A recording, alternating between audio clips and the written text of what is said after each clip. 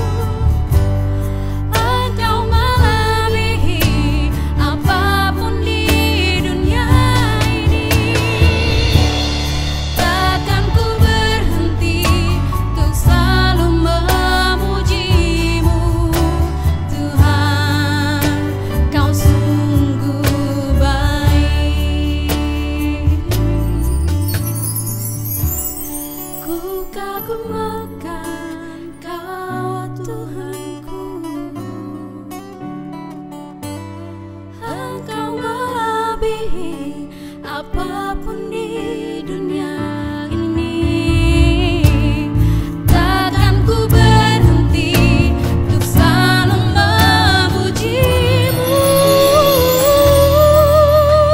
Tuhan, Kau sungguh baik. Oh Tuhan, Kau sungguh baik.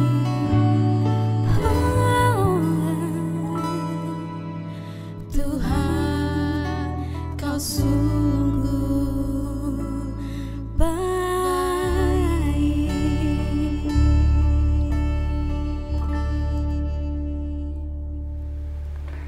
Selamat pagi, sidang yang dikasihi Tuhan. Harapan kami tentu setiap kita dalam kondisi sehat hari ini. Sebelum kita masuk dalam acara selanjutnya, mari kita sama-sama tunduk kepala dan kita akan masuk di dalam doa. Tuhan, kami anak-anak-Mu datang di hadapan Allah. Kami mengucap syukur segala perkara yang Tuhan lakukan dalam kehidupan kami pribadi-pribadi. Kami dalam keadaan baik, kami dalam keadaan sehat detik ini. Kami percaya semua oleh karena campur tangan Tuhan di dalam hidup setiap kami. Terima kasih Tuhan. Hari ini Tuhan kami serahkan tangan-Mu. Kiranya Engkau berfirman untuk setiap kami. Tuhan, sehingga firman Allah yang diberitakan memberikan satu kekuatan buat setiap kami tanpa kecuali Bapa. Urapan Roh-Mu ada dalam kehidupan setiap kami tanpa kecuali. Terima kasih Bapa. Doa ini kami naikkan di hadapan-Mu di dalam nama Yesus Kristus Juru Selamat kami. Haleluya. Amin. Bapak Ibu, setiap kita pagi ini dalam kondisi baik, dan itu keyakinan kami. Karena Tuhan selalu menolong kepada setiap kita tanpa kecuali dimanapun kita berada. Tuhan kita adalah Tuhan yang luar biasa, yang selalu menyertai anak-anaknya, selalu menopang hidup anak-anaknya, dan selalu memberkati kepada anak-anaknya. Bapak Ibu sidang jemaat Abalov yang dikasihi Tuhan, pagi ini firman Tuhan kami memberikan satu tema, yaitu masa kegelapan adalah masa belajar. Kenapa demikian? Saudara yang kasih, apa yang dimaksud dengan masa kegelapan? Bapak Ibu yang kasih Tuhan, 7 bulan atau 8 bulan sudah kita bersama-sama menikmati dengan datangnya COVID-19 di tempat ini atau di pulau ini. Dengan adanya COVID-19 datang di Bali ini, setiap kita tanpa kecuali berdampak akibatnya dengan datangnya COVID tersebut. Semua dengan kepanikan dalam kehidupan pribadi, menjaga diri dengan luar biasa, ya, penuh dengan kebingungan, kesana kemari harus masker yang tidak nyaman, yang sebelumnya kita hidup di dalam zona yang nyaman. Dalam arti kita kemanapun pergi, kapan saja kita pergi, kemanapun kita pergi, bebas-bebas saja. Ya, makan dimanapun kita diperbolehkan. Kita berhura-hura ngumpul dengan teman dan handetolan. Bukankah kita dalam zona yang nyaman? Tahu-tahu kita tahu bersama COVID-19 atau Corona datang di pulau ini, sehingga porak-poranda terjadi. Pariwisata hancur lebur. Semua usaha-usaha apapun gulung tikar. Saudara yang kasih, kita dalam kondisi kebingungan, apa yang harus kita lakukan? Kita menjaga diri, ada di rumah masing-masing, tidak pernah keluar, ya. Harus masak sendiri di rumah. Tetapi ada hal yang baik yang terjadi, ya. Gara-gara tidak boleh makan di luar, makan di rumah masing-masing. Ibu menjadi banyak kegiatan, mulai belajar masak, yang biasanya ngerebus air aja hangus, sekarang bisa masak nasi goreng dan sebagainya. Menikmati apa yang ada di rumah. Tapi kadang-kala kita berkelebihan menjaga kehidupan setiap kita. Seakan-akan kita tidak mau bergaul dengan orang lain. Kalau ada orang yang lain yang sakit, padahal hanya pusing kepala, udah curiga. Jangan-jangan dia COVID dan membatasi diri, membatasi jarak antara satu dengan lain. Berlebihan menjaga kehidupan setiap kita. Memagari diri. Seakan-akan kita hidup di dalam penjara. Saudara yang kasih di dalam Tuhan, inilah yang kita sebut, yaitu masa kegelapan. Saudara yang kasih, tentunya ada masa kegelapan, juga ada masa yang terang. Banyak orang-orang yang percaya mulai belajar di masa-masa seperti ini, ya. Orang yang aktif, berpikir positif, dia belajar apa yang harus saya lakukan dalam kondisi yang seperti ini. Mulai belajar, ibu-ibu juga belajar, berjualan, macam-macam, karena positif. Ya, kita belajar dari kondisi yang ada. Ya, ada seminar di mana-mana, mengajak kita berpikir positif dan sebagainya. Saudara yang kasih di dalam Tuhan, itu yang terjadi dalam kehidupan setiap kita. Ya, ibu-ibu semakin hari semakin pintar dalam kondisi yang sulit ini, mengatur keuangannya. Ya, anak-anak sudah katakan, Dulu mama dimintain duit gampang, sekarang pelit mamanya. Mamanya pintar mengatur keuangan, mana yang perlu, mana yang tidak. Rupa-rupanya mama papa semakin hari semakin bijaksana mengatur keuangannya. Saudara yang kasih, banyak orang belajar yang positif dalam kondisi yang seperti ini. Membuka usaha, apapun yang lakukan, yang penting ada berkat dan keluarga bisa menikmati berkat tersebut. Saudara yang kasih dalam Tuhan, dalam kondisi ini kita harus banyak belajar di dalam kondisi yang sulit ini. Dalam kondisi yang gelap ini, kita banyak waktu untuk belajar karena kita ada di rumah. Terima kasih. Ada kisah cerita yang tentunya tidak asing buat saudara dan saya. Kalau kita boleh melihat kehidupan daripada Yusuf, ya. Bulan kemarin saya juga membongkar sedikit bercerita tentang Yusuf, dan hari ini juga saya juga mengungkit kembali kehidupan Yusuf. Banyak orang bercerita tentang kisah orang percaya di zaman Perjanjian Lama. Dia hanya berpikir positifnya saja. Kita tidak pernah berpikir dua arah. Saudara yang kasih, kita tahu siapa Yusuf. Yusuf adalah orang yang luar biasa. Ya, anak yang paling kecil di tengah-tengah keluarga Yakub. Dia sangat disayang oleh papanya sehingga dia menjadi anak yang manja. Kalau anak yang manja berarti ada di rumah bersama dengan papa mamanya. Jarang dapat tugas, apalagi tugas yang berat. Ya. Kerjaannya hanya tidur dan mimpi. Dia menjadi pemimpi, tetapi tidak tahu apa arti mimpinya dalam kehidupan Yusuf. Seakan-akan mimpi masa depan, semua tinggal mimpi. Padahal di dalam mimpi ada maksud Tuhan di dalamnya, tapi dia ngerti tentang mimpinya. Tapi di sisi yang lain, Yusuf adalah orang yang takut akan Tuhan.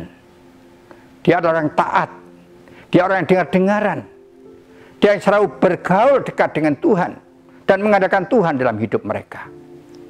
Pada waktu dia mencari saudaranya yang akhirnya dia dibuang di dalam sumur, yang akhirnya dijual, yang akhirnya anak yang manja ini menjadi budak di rumah Potifar. Kita tahu apa yang dilakukan oleh Potifar.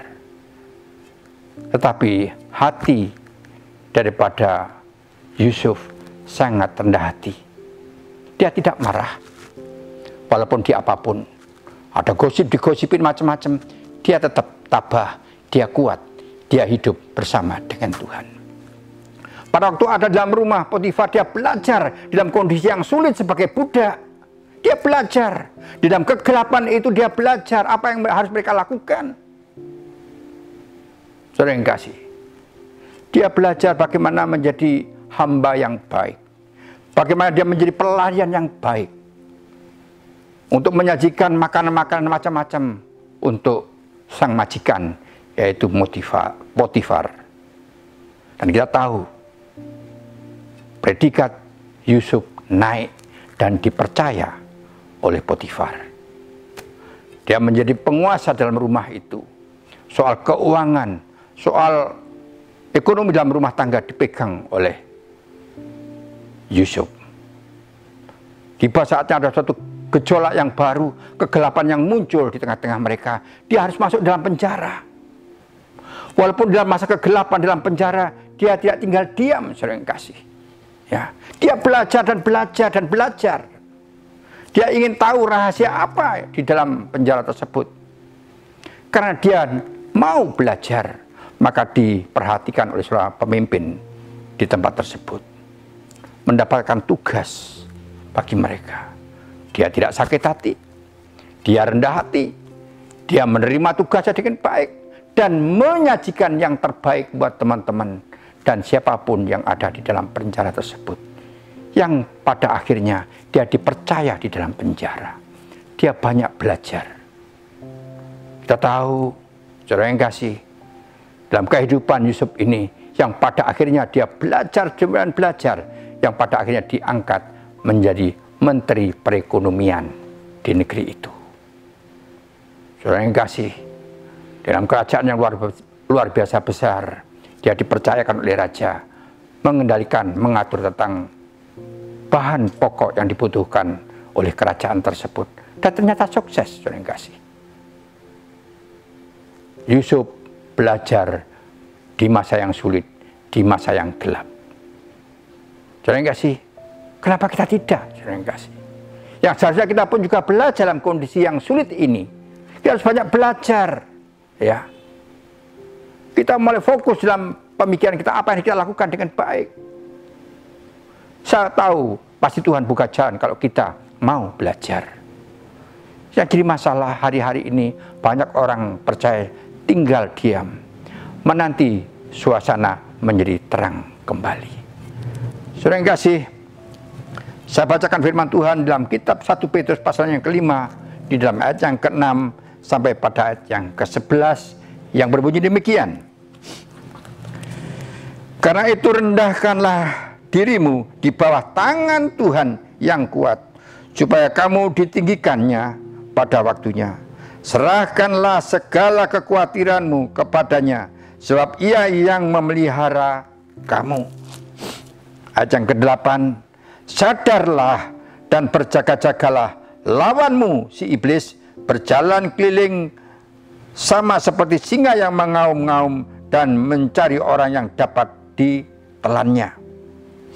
Ayat yang ke-9, lawanlah dia dengan iman yang teguh, sebab kamu tahu bahwa semua saudaramu di seluruh dunia menanggung penderitaan yang sama.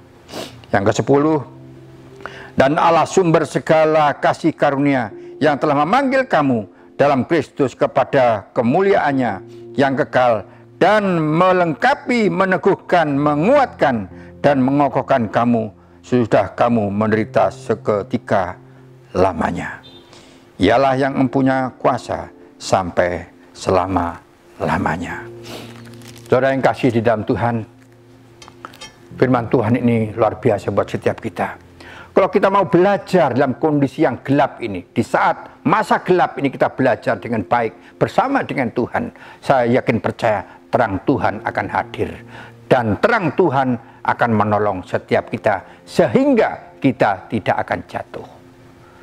Tapi dalam kondisi atau masa sulit kita, masa gelap ini kita tinggal diam, pasti kita pun akan tahu ada saat tidak akan jatuh di dalam kegelapan tersebut, saudara yang kasih.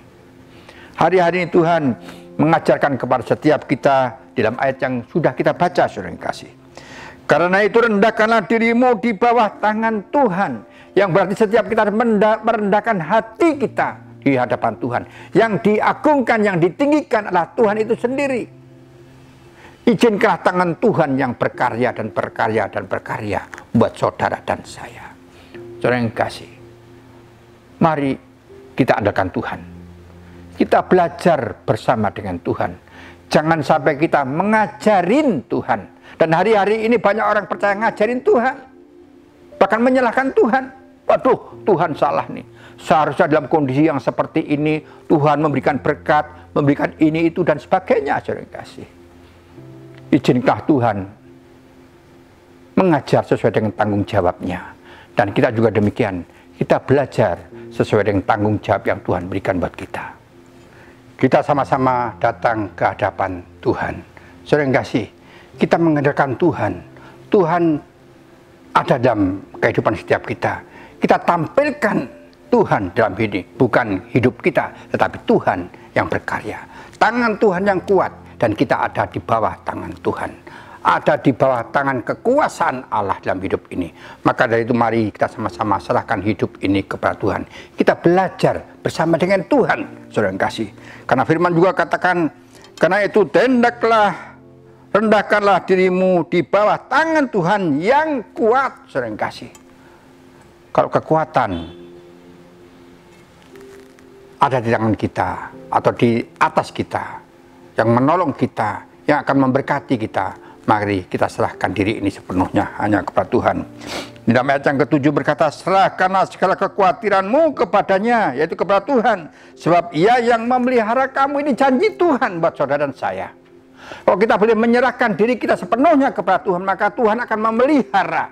Dan itu ada jaminan, saudara yang kasih. Ya, pemeliharaan Allah itu luar biasa buat hidup saudara dan saya. Dan itu pasti. Ya, itu pasti dalam kehidupan setiap kita. Pemeliharaan Allah itu luar biasa. Saudara yang kasih, dimanapun kita ada, Dia ada, menyertai saudara dan saya. Dalam ayat yang ke-8 mengatakan, sadarlah, berjaga-jagalah, lawan musuh iblis, berjalan keliling sama seperti singa yang mengaum-ngaum mencari lawannya. Saudara, hari-hari ini kalau kita tidak fokus, kalau kita tidak waspada, ya, iblis hari ini kesana kemari mencari mangsa. Siapa mangsanya? Saudara dan saya. Kalau hari ini kita tidak berhati-hati dan berjaga-jaga setiap hari, saudara kasih, kita akan jatuh. Tapi kita melangkah bersama dengan Tuhan, belajar yang baik dari Tuhan dalam hidup setiap kita, pasti pertolongan Allah ada dalam kehidupan saudara dan saya. Saudara kasih, juga dalam ayat yang ke-10 berkata, dan Allah sumber segala kasih karunia. Allah adalah sumber, pusat, pokoknya, induknya adalah Tuhan itu sendiri. Saudara yang kasih, mari kita sama-sama datang kepada Tuhan, datang langsung kepada sumbernya. Sumber berkat adalah Tuhan. Ya, karena ada janji Tuhan. Kalau kita mengandalkan Tuhan, maka Tuhan akan menolong saudara, saudara yang kasih. Dimanapun saudara, apapun yang saudara dan saya hadapi, pasti pertolongan Allah itu ada. Saya percaya itu, saudara kasih. Mari kita belajar dalam kondisi yang gelap ini, kondisi yang sulit, terus belajar. Sehingga kita menjadi orang yang luar biasa. Penuh dengan pengalaman, penuh dengan pertolongan Allah, penuh dengan kesaksian, saudara kasih. Sehingga kesaksian demi kesaksian boleh kita bagi kepada orang lain, saudara kasih. Belajarlah dalam kondisi yang sulit di masa kegelapan ini. Karena hari ini, singa akan menerkam siapapun, kan dia mencari dan ingin menerkam lawannya. Tapi puji Tuhan, Tuhan memerintahkan buat saudara dan saya, lawanlah singa tersebut atau iblis itu dengan iman yang kokoh, yang kuat tentunya. Jadi hari ini saudara dan saya membutuhkan iman yang kokoh dan kuat, saudara kasih. Kalau kita jauh dari Tuhan, mungkinkah iman kita menjadi kokoh dan kuat? Hari ini saudara kasih, saudara dan saya membutuhkan siraman rohani, siraman. Sehingga iman saudara menjadi bertumbuh, kuat dan sehat. Sehingga kita bisa melawan si iblis. Kalau kondisi kita dalam kegelapan, iman sudah mulai berkurang, kita melawan, bagaimana mungkin kita bisa menang, saudara kasih. Mungkin kita ngomong, Tuhan tolong saya anakmu. Mungkin Tuhan berkata, memangnya siapa kamu? Saya jemaat, apa lo jemaatmu? Saya tidak kenal kamu, saudara kasih. Tidak ini keinginan kami. Saya ingin dan mengajak saudara saya, hari-hari ini kita memiliki iman yang kuat, yang kokoh untuk menghadapi masa yang gelap ini, saudara kasih. Ya, masa yang gelap ini menjadi cepat berakhir, sehingga setiap kita boleh menikmati campur tangan Tuhan dalam hidup ini. Mari kita belajar bersama dengan Tuhan. Jangan belajar dengan akal kita sendiri. Hadirkan Tuhan dalam hidup saudara dan saya. Hari-hari ini berteriaklah kepada Tuhan. Tuhan mau mendengar saudara. Tuhan mau mendengar suara saudara. Kapanpun dan jam berapapun, hadirlah ke dalam Tuhan. Undang dia hadir dalam hidup saudara dan saya. Saya percaya Tuhan akan hadir dalam hidup saudara dan akan berbicara kepada saudara. Akan menguatkan iman saudara dan saya. Dan ada janji Tuhan. Yang berpegang teguh akan janji Tuhan. Ada berkat yang sudah disediakan oleh Tuhan. Terima kasih saudara yang kasih. Tuhan memberkati buat setiap kita. Tentunya selesai kita mendengarkan renungan ini, silahkan berbincang-bincang dengan teman saudara, rekan saudara, keluarga saudara di mana saudara beribadah pagi ini. Bagikan pertanyaan-pertanyaan ini atau bicarakan, rundingkan di dalam himpunan saudara. Yang pertama, hal apa yang bisa saudara pelajari di masa-masa pandemi ini? Dan yang kedua, apa akibatnya jika saudara melihat masalah sebagai masalah dan bukan kesempatan untuk belajar? Dan yang ketiga, Apa komitmen saudara untuk belajar mengasah diri supaya saudara semakin hari dan semakin kuat? Terima kasih. Tuhan memberkati buat setiap kita. Kiranya kasih karunia Allah, yaitu Yesus Kristus, hadir dalam hidup saudara, memberkati pribadi lepas pribadi dengan kasih-Nya. Tuhan memberkati.